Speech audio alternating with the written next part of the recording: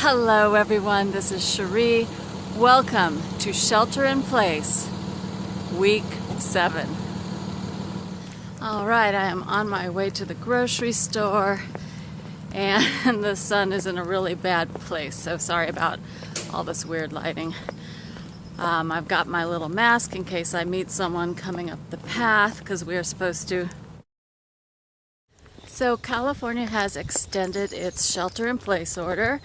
It's kind of open-ended now, although the Silicon Valley counties have extended it for another month, so through the end of May. And I live in Santa Cruz County, which is over the hill from the other Silicon Valley counties, and they have not put an actual end date for the shelter-in-place here in Santa Cruz County. So last week I was really anxious because I didn't know what was going on. I didn't know if they were going to lift the shelter-in-place orders. I'm on the side of the doctors. I think we're opening up too soon because there are 32 states that are easing the shelter-in-place orders, and I think that's going to result in more deaths. I am very happy with our governor, Gavin Newsom. I think he is doing the right thing. Santa Cruz County is allowing construction workers to go back to work now as long as they can practice safe physical distancing during the job. They're allowing like gardening supply centers to be open because of that. And they are also allowing people to golf, which is funny because I feel bad for the people who work at the actual, golf clubs or whatever, because they have to go back to work. And again, I don't feel it's safe. I'm sure a lot of people aren't feeling safe either, but then they have to go back to work. So I don't know. It's, I was all anxious last week, but I think if I were going back to work, I'd be even more anxious right now. Oh, and the beaches. So because we've had such a problem with people flocking to the beaches, especially with the warmer weather now, Santa Cruz has said people are not allowed to go to the beach between 11 a.m. to 5 p.m. People can surf, so they can walk across the sand to go do their surfing, but no one can lay out on the beaches. People cannot walk on the beaches during those times. People can walk on the, the sidewalks next to the beach and stuff, but no one can just sit down and just kind of stay there and sunbathe. That's just not allowed. So that's what's going on in my neck of the woods. So I'm approaching someone walking their dog, so I put my mask back on.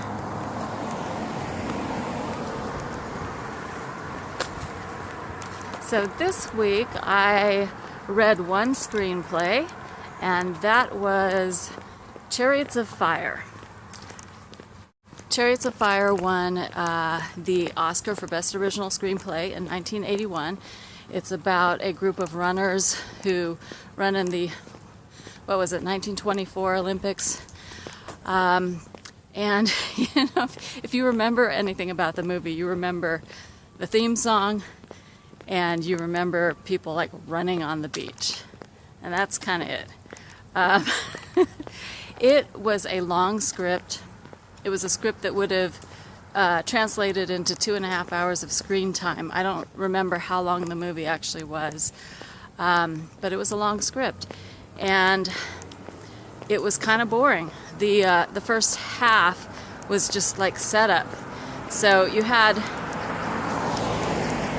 over an hour's worth of setup, maybe a few fun and games things, a lot of characters. I mean, the focus was really on 2 characters, but I feel like they kind of split it between this group of 5, and it didn't serve the story well, I don't think. So I don't recommend it. I would say that after, page 70, then things got interesting, and the last half of the script was good, but that doesn't make up for reading for an hour for really kind of boring descriptive blocks. And the dialogue was so similar, like everyone spoke the same, and you couldn't really get a good sense of character that way. So, yeah, I don't recommend reading Chariots of Fire for a fun read. That doggy back there wanted to say hi to me, but we're supposed to be staying 6 feet apart, and it was kind of sad. I wanted to pet it, but I didn't. Alright, so back out into the sun. I'm really sorry for the horrible lighting during this video. Movies! I saw 4 movies this week, and they were all excellent. I would recommend all of them. 2 were documentaries and 2 were foreign language films. The first foreign language film was The Farewell, which Awkwafina played the Western-based character who has to go back to China for a family wedding, but really why they're all gathering there is because their grandmother has been diagnosed with cancer or something that she doesn't have long to live. So they're all really going to say goodbye. It's kind of funny because, you know, in America, the doctor can't give diagnoses to someone other than the patient, you know, unless there's some kind of written order. But in this movie, that's kind of like it's saying that's how it is in China. And it makes you wonder if, you know, that's why the whole COVID-19 virus got so out of hand, because they're so secretive about the medical stuff, and they don't tell the right people. And if you remember when it all broke, there were doctors in China who were setting off the alarm, and these whistleblowers were shut down basically, and so it just kept spreading. So I don't necessarily think this is the best way to handle a health issue. It was based on a true story that the writer-director actually went through. So it's kind of interesting to see. Cried a little at the end, but I do recommend it. It's about 75% in Mandarin Chinese and 25% English. So there are subtitles to read. And then the next one I saw was Shoplifters, which was Japanese. And that was wonderful. I highly recommend the movie. It came out in 2018, and it was on a lot of people's best of the year lists. But I just had the opportunity to see it because it started streaming on my library service. So definitely see Shoplifters. I'm not going to tell you anything about it, but don't just think it's a movie about a bunch of people shoplifting. It's really, really good. And the ending just hits you really hard. I cried a lot at that one. So now I've got the sun behind me. The 2 documentaries I saw, the first one was Planet of the Humans, and it was presented by Michael Moore. So it had kind of like the feel and structure of a Michael Moore investigative piece without all the, you know, the tension and the confrontations that Michael Moore does in his. It's a different writer-director. And it is about how, even though we are trying to get all this green technology to replace oil and, you know, to be better for our planet, the technologies they're coming up with are just equally as destructive. And biofuel, for example, is basically chopping down trees and burning them so that we have a green source of energy. And, you know, we need trees to breathe, so that's just not a good idea.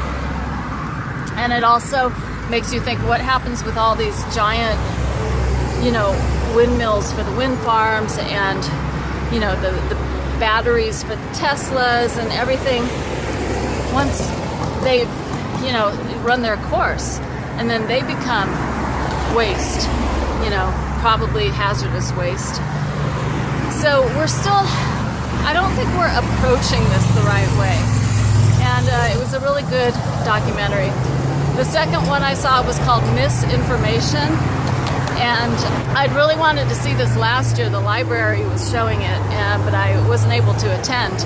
But now it's on streaming. It is a documentary about how how women are represented in the media and how that affects young girls growing up and the kind of images they see, and therefore, what they think they can actually do when they grow up. I believe this was made in 2012. It's an older documentary, and it was funny because in it, you see Gloria Steinem, of course, you see Jane Fonda, who's one of my favorites, and then you see Nancy Pelosi, and you see Gavin Newsom, and they're all talking in this documentary, and I thought it was just fabulous. And it turns out the producer, writer, director is Gavin Newsom's wife, and I'll put her name here because I don't have my notes and I don't remember exactly her full name, but it's funny, when I went to research her on Wikipedia, normally she would be considered the First Lady of California because she's the governor's wife. She chooses to be called the first partner of California, which I think is great, because that means that in the future, if you have a gay governor, they can have their first partner with that title, and it just seems, I don't know, it just seems better. I really like that. And she also made a follow-up documentary that is on my list now about, the expectations on young boys and how they're brought up to think they should be. And then there's also one that came out last year, but I can't find it yet, about the wealth gap. And I think this is really interesting that, someone in politics, the governor's wife, would be making all these kinds of documentaries. I think it's fabulous. So definitely recommend it. Recommend all 4 of the movies I saw this week.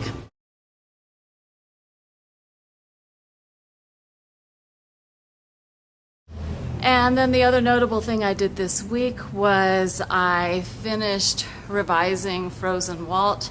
I sent that off to my friend, my co-writer, last night, so we'll see what he says, but I did print out a new version of Frozen Walt as well as my final version of Dumpster Donna. Just finished doing that at the UPS store. So that's it for this week, and I hope everyone is doing well. Stay safe, and I will see you for next week's Shelter in Place video.